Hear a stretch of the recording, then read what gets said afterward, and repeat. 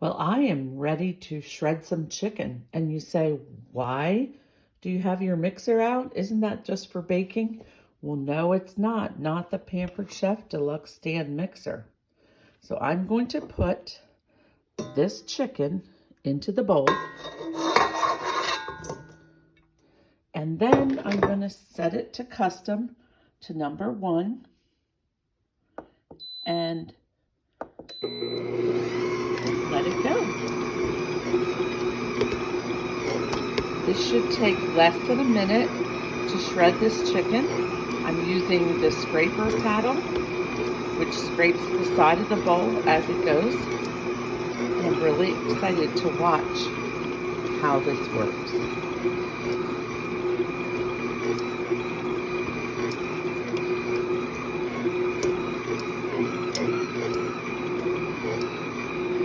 I can continue to let it shred the chicken according to what texture I want. If I want it finer, I'll let it go longer.